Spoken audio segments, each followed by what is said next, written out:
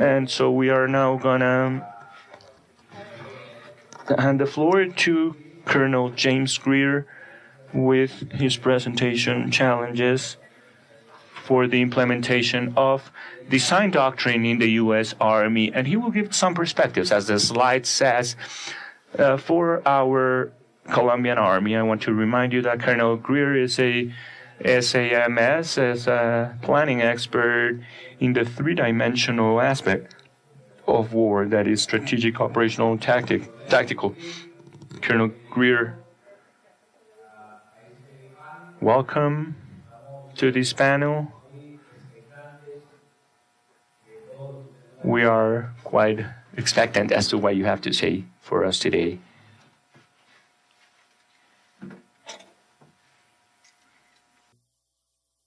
Good morning, everyone. Thank you very much for having me here today.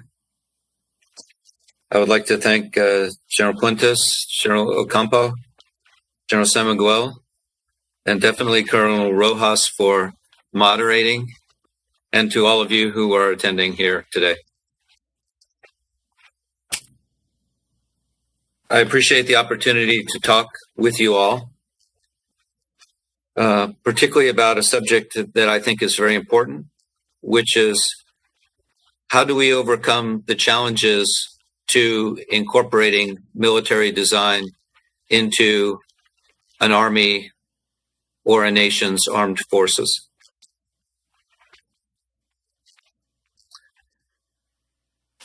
I would like to build on what Ofra just said. She pointed out that every nation is confronted by numerous very complex problems. And one of the challenges that we all have is how to overcome those challenges or think through those challenges from a military perspective. I think, simply put, that military design is aimed at solving the complex problems of national security. It is both a way of thinking and a process for thinking. But there is a saying that the hardest thing to do in a military is change. And military design is change. It is change from traditional planning and traditional thinking to new ways of thinking. Could we go back to one slide?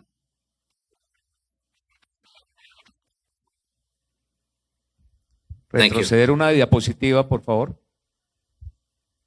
Atrás, atrás. There, good. Okay, so I believe that there are four major challenges to bringing military design into a military organization. And those challenges are, there has to be a strategic sponsor. There has to be someone who is going to lead the change. Secondly, military design requires design thinking. It requires thinking in ways that militaries do not traditionally approach problems. Third, it requires a methodology. That is to say, a process.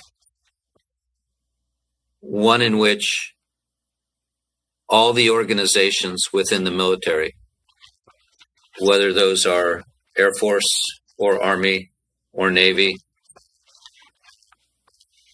whether those are brigades or companies, must be able to employ.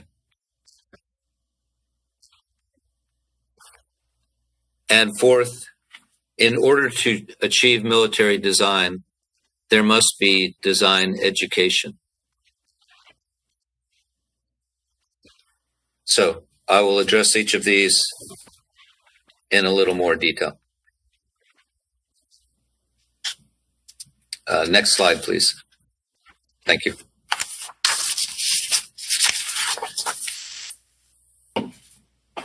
So as I suggested, it is hard for a military organization to change. But if we are going to have design in our military, then we must change. And therefore, there must be someone who is going to lead that change. For example, in the United States Army, Lieutenant General Wallace, who had commanded the Corps during the invasion of Iraq in 2003, was the strategic sponsor for design. So what did he do? First, he motivated his subordinate leaders, his generals, and his colonels. Because for design to go throughout the military, the senior leaders, the generals and the colonels, must agree with design and support design.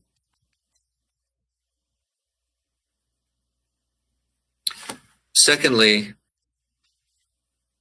design must become doctrine. Armies work from doctrine, as do navies and air forces. And doctrine requires that we write down how we are going to operate, how we are going to plan, how we are going to make decisions.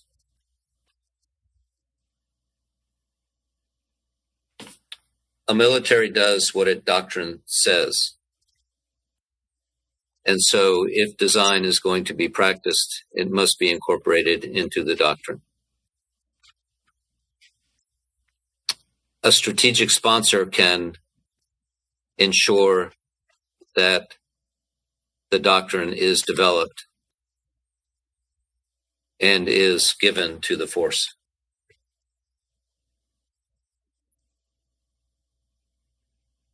Next, the strategic sponsor must allocate time and resources for design education.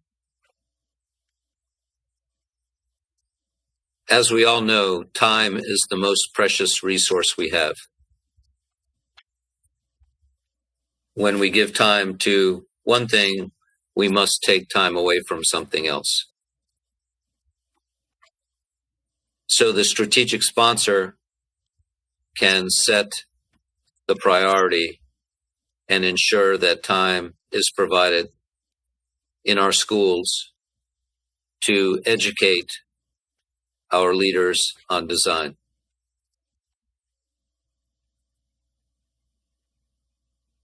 And for resources, ensuring that the faculty is hired, that the technological resources are available for design. Again, these are things that the strategic sponsor can ensure.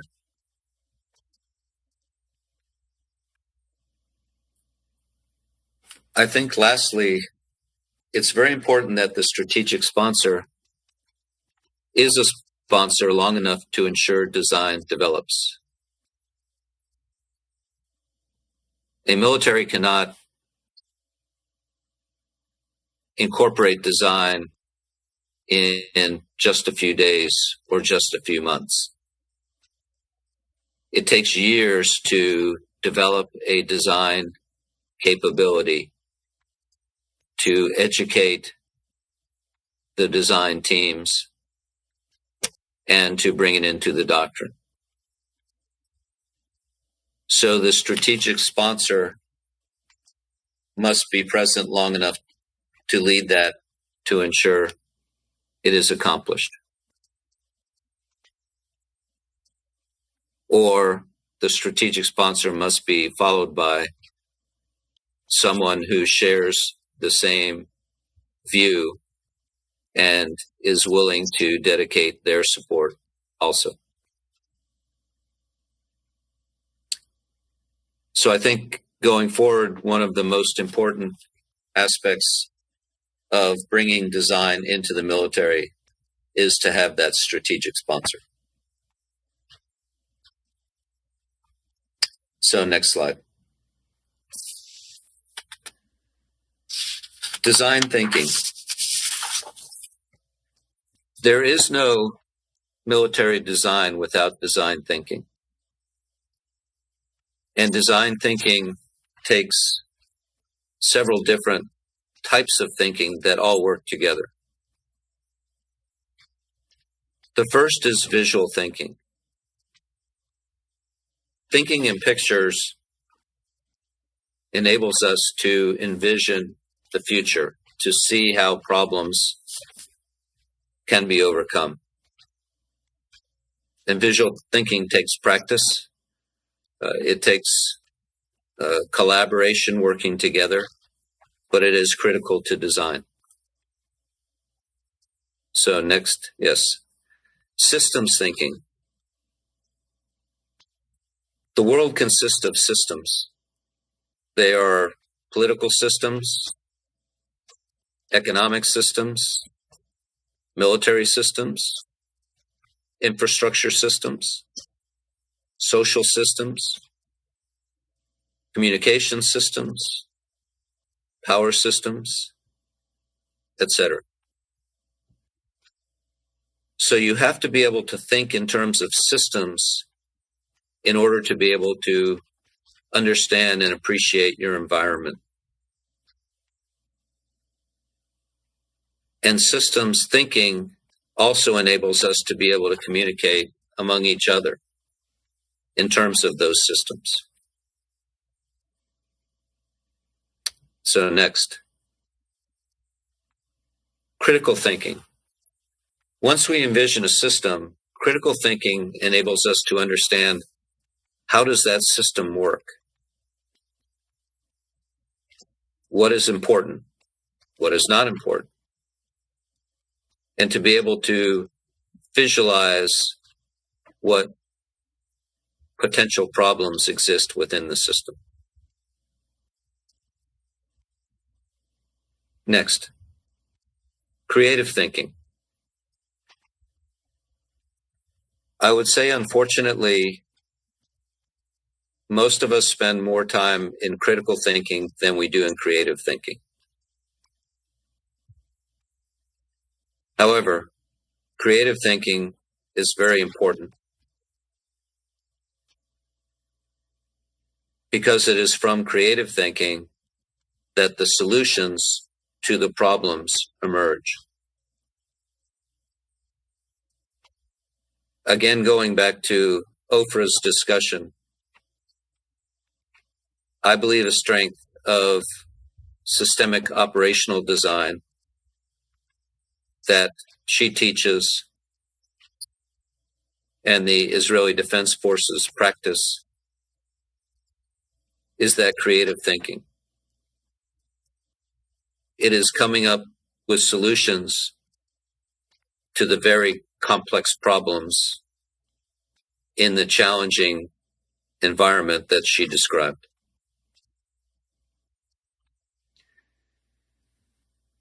Everyone can be a creative thinker, but you have to develop that talent. And that takes hard work. So next, strategic thinking.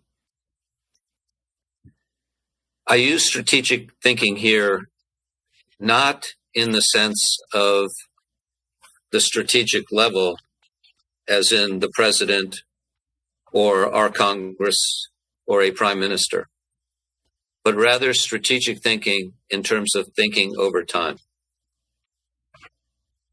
Complex problems are not solved so much as they are managed. So our solutions cannot be one thing. Our solutions must be a number of things that are applied over time. And so we have to practice this strategic thinking. We have to practice thinking in time. Next. And finally, the detailed thinking that military are traditionally very good at. At some point, the design solution must be translated into practical action. At some point, you have to tell an infantry squad to go to a certain point on the earth and do something. Attack, defend, dig a well, set up a barrier, whatever. So the detailed thinking, who, what, where, when, why, how, and how much, is necessary to take the design thinking and make it reality. So all of these 6 types of thinking are necessary if you are going to achieve a design capability. And all of these can be developed in leaders and subordinates through education and through training. But it has to be done if there is going to be design. So next slide.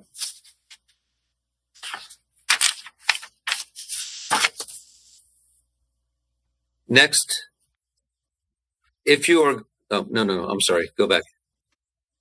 Thank you.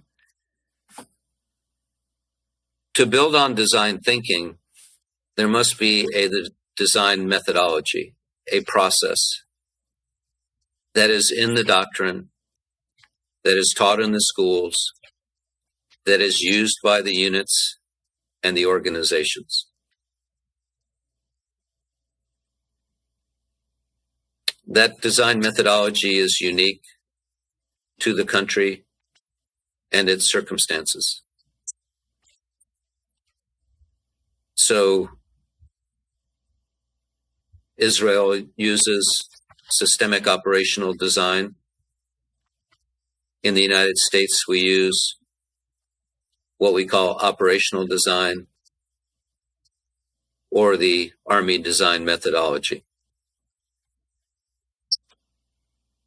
And as Colombia incorporates design, you will find a methodology that works well for you.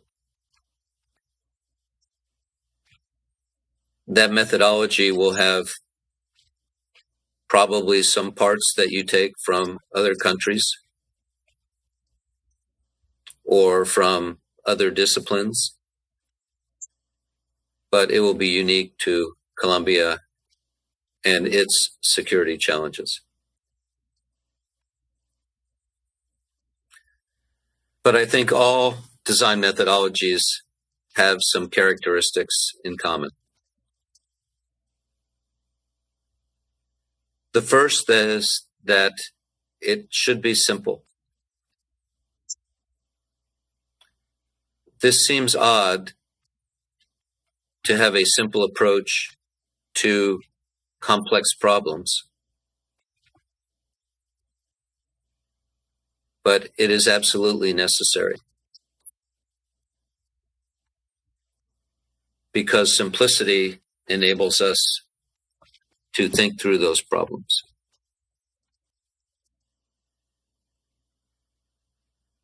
Second, the design methodology must be repeatable. By that, I mean it cannot be unique just to one mission or just one event or just one unit or just one organization. Instead, the methodology should be able to be applied throughout the armed forces for any mission at any time under any circumstances. That means a design methodology is not something that's very narrow, but rather is broad. It's a way of applying the design thinking in order to think through those complex problems and ultimately to come up with solutions.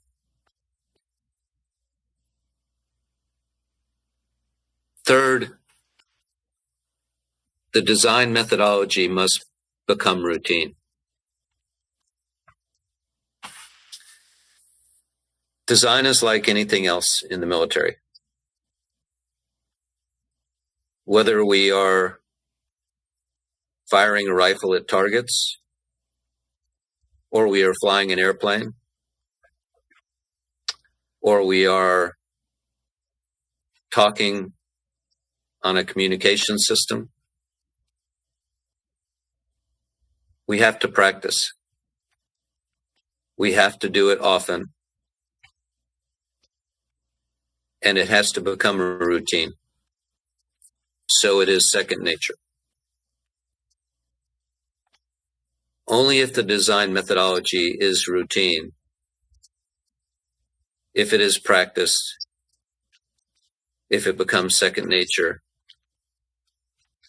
can you truly have design in your organization.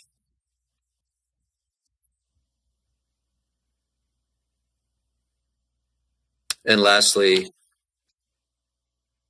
building on that routine, there should be a standard operating procedure for design.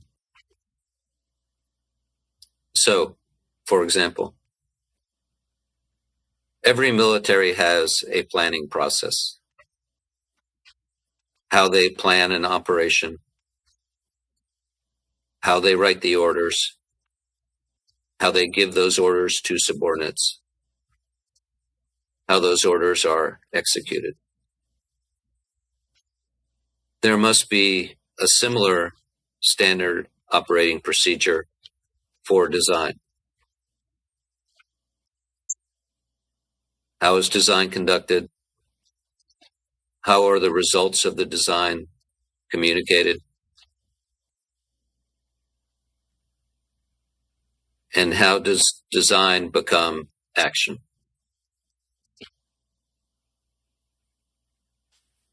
So these four things make up a design methodology that is different from traditional planning, but is absolutely necessary for solving complex problems. So next.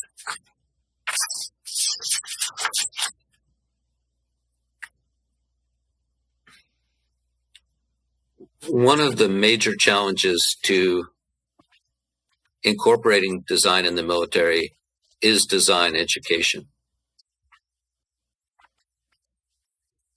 Our education systems are very good at preparing leaders and organizations for fighting, for conducting wars, for executing the tasks of a military.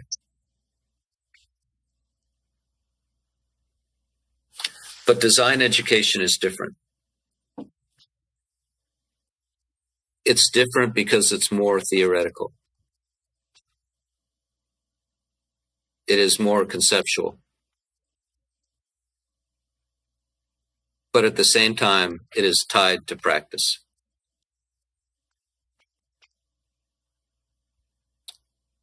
Much of design education comes from subjects that are not generally taught in the military. Subjects like theory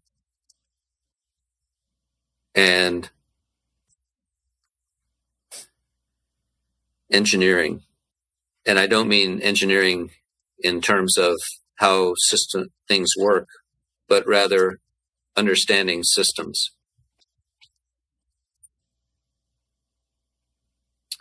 And networks and social systems and economics.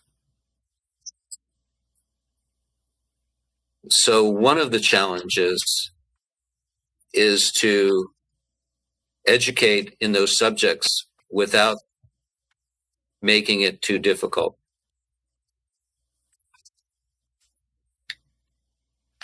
Because difficult education scares the student. So you have to find a balance between educating in new subjects without making it too hard. I think this is one of the challenges that the U.S. military had in the beginning. Our design education was too theoretical, too difficult. And so we had to find that balance.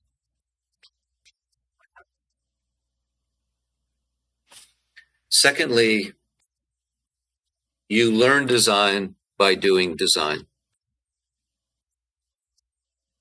It takes what we call reflective practice.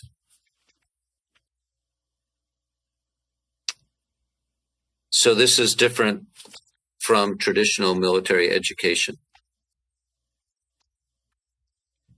You cannot educate in design by lecture. You have to educate design by forming design teams and then giving those teams problems in the classroom and then having them do design to solve those complex problems. And that is how they learn design.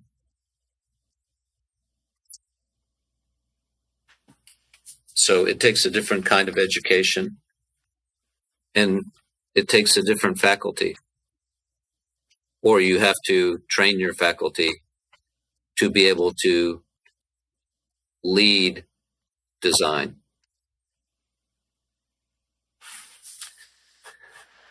The third thing goes back to the first point on how difficult it is to change a military. So you have to educate the senior leaders early. They have to understand and embrace design.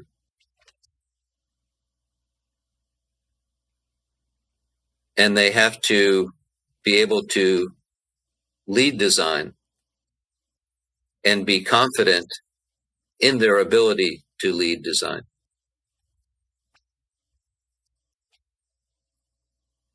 So I think having early programs for senior leaders, for the generals, for the colonels is very important if design is going to be captured within the military.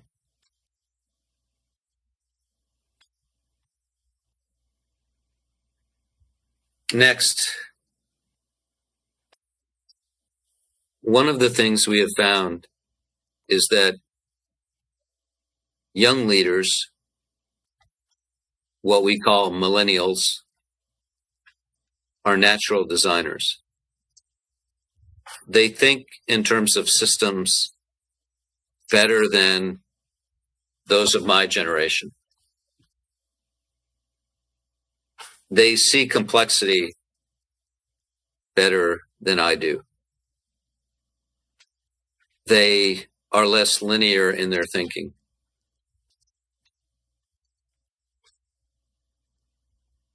So the senior leader, the colonel, the general, the lieutenant colonel, the naval commander, has to be willing to listen to the young leaders and to learn from them. And this is very difficult in a traditional hierarchical military organization. But often the young leaders have the new ideas that we need.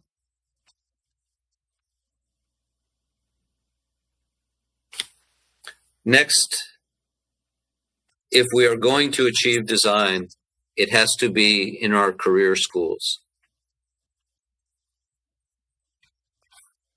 So in our military, we teach design to our majors at our Command and General Staff College. We teach design in my school, the School of Advanced Military Studies.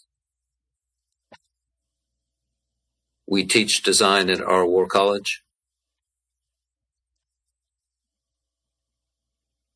So the formal schools curriculum has to include design. Otherwise, it cannot be achieved.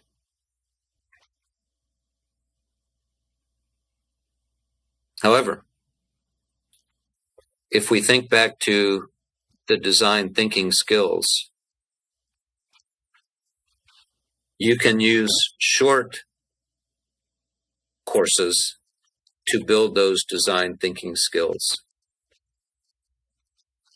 Or you can use short courses in military organizations to build design teams. I think, for example, our Joint Special Operations University, with whom you have spoken, does a very good job of using short courses to build these skills. Also, since there are often 5 or 6 or more years between the career schools, you can use the short courses to fill in the gaps and keep building that knowledge.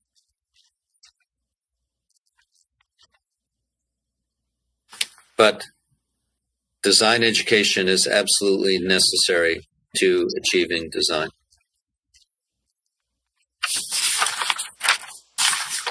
So, I would just like to summarize by saying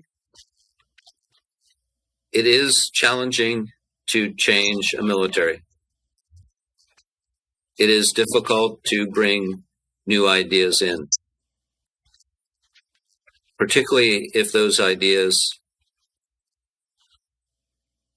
challenge traditional ways of thinking.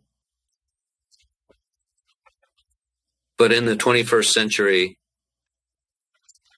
the complexity and the challenges are no longer simply military combat. Again, as Ofra suggested. So design is a way to address the complex challenges, but it does require change. And that change requires a comprehensive approach. That approach must start with a strategic sponsor. It must include developing design thinking. It must incorporate a methodology that is in doctrine. And finally, it requires education and leader development to ensure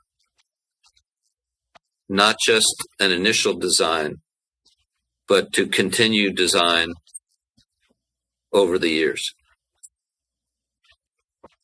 So, thank you very much for allowing me to present.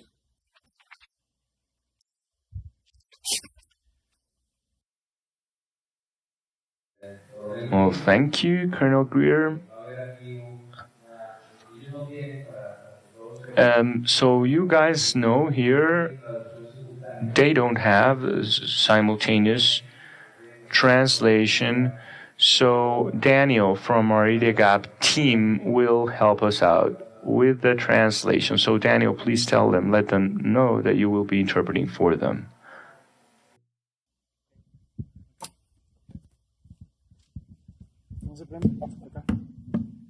Do you guys listen to me? 1, 2, 3. Colonel Greer, can you hear me? Yes, I can hear you. Hey, Colonel. Good morning to you all. I'll be translating for Colonel Pedro Rojas. My name is Daniel, and I'll be here just in case, just for translation.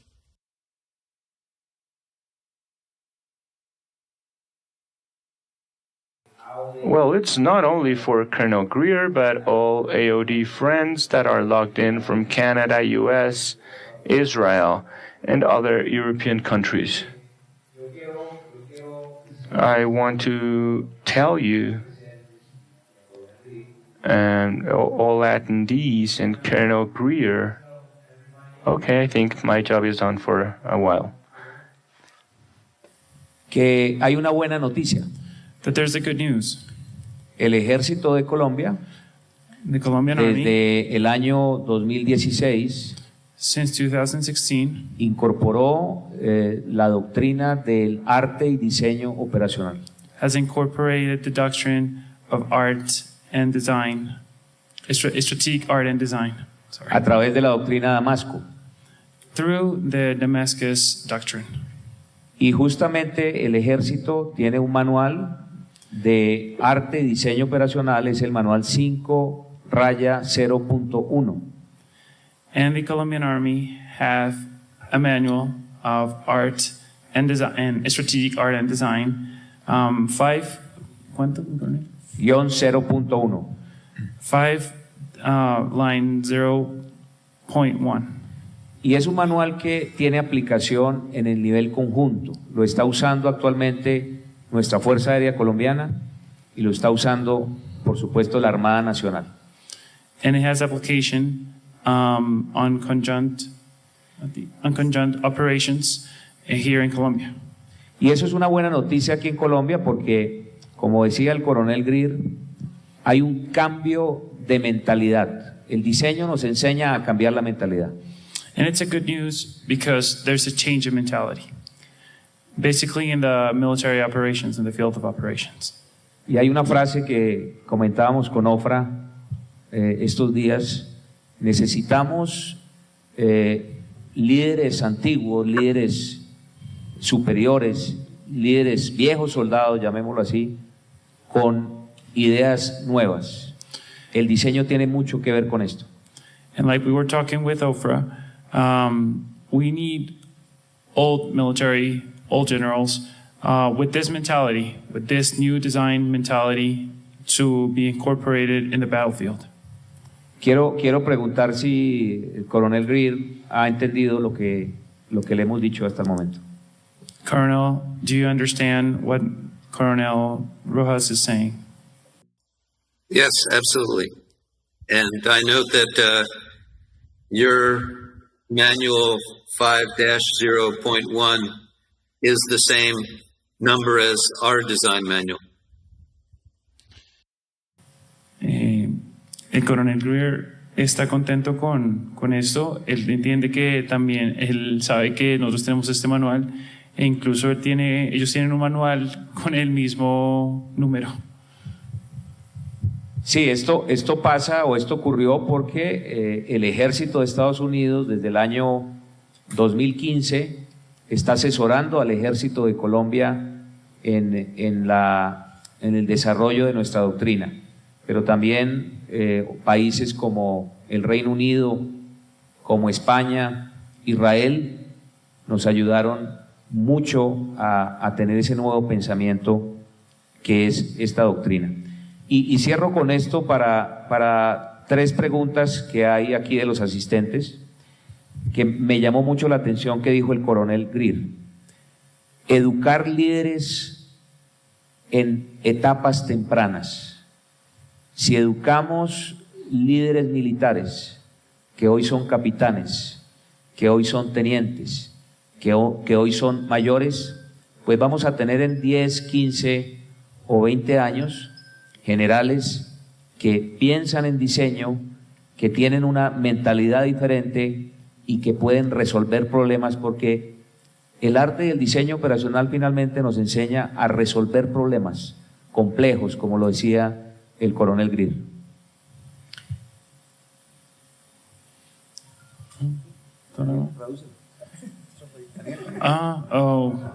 Sorry. Tranquilo. Colonel Rojas is saying is that we implied this manual from the advisory of the U.S., of the Israel, Canada, UK as well, and therefore it's been applied here in Colombia thanks to that international cooperation with these military partners as well. Gracias, Daniel. Bueno, quiero saludar aquí de manera especial. I want to very kindly greet Dr. Rubén Useche. He is the director of the Colombian Diplomatic Academy. Thank you so much, Dr. Rubén, for being here with us today. He'll be our panelist tomorrow.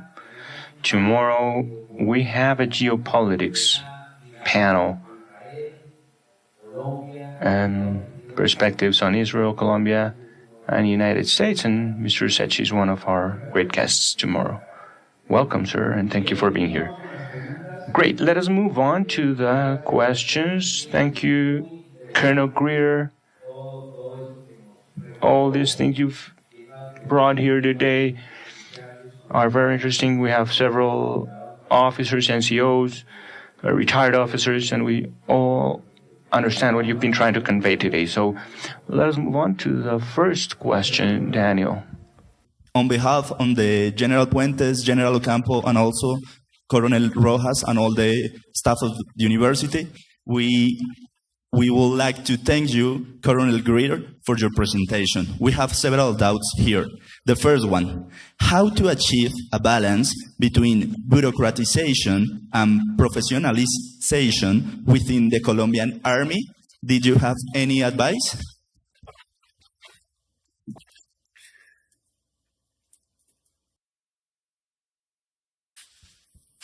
Yeah, so I think that's a very good question. A military needs bureaucracy. We need bureaucracy to, as we say in America, keep the trains running on time. We need bureaucracy to supply the forces, to command the forces. So bureaucracy is necessary. However, and this is why the change is difficult, design is different than the bureaucracy. Design requires what we call out-of-the-box thinking. And out-of-the-box thinking is challenging to a bureaucracy. So here again, I think leadership is required. Thank you, Colonel. The Yeah. second question. Yeah. Sorry. Yeah, I had one more point. Our brigade commanders, our colonels, I think have been very successful at bringing together the bureaucracy and the design, because they keep their organization running, but they also find new ways to solve the problems. And so developing those kernels and that practice, I think, is very important. Thank you, Colonel. The second question. What do you think should be the role of the strategic leadership of the Colombian Army in the transformation process?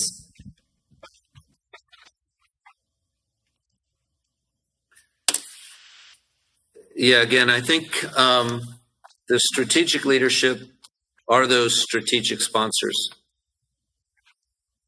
I think a good example is COVID here in the United States. So when COVID struck last year, we were not prepared for it. And it presented a very complex problem. So our strategic leaders set up several design teams. So, for example, one design team was, how do we develop and then distribute the vaccines? And so that design team was actually a number of majors here at our School of Advanced Military Studies. Another design team was, how do we rapidly set up the extra medical installations that we needed to have to handle the excess of sick people. Thank you, Colonel. Sorry. Yeah, and so I think the strategic leaders ask for these design teams, and then importantly, interacted with them. A strategic leader can't just give a design task and then walk away. They have to stay engaged, because the strategic leader is putting the design problem in the context of the bigger challenge.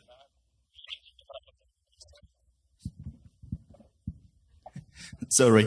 And the third and last question, Colonel. On issues of military design, which of the 4 points discussed, which it means strategic sponsor, design thinking, design methodology, and design education, has greater and lesser development in the Colombian case?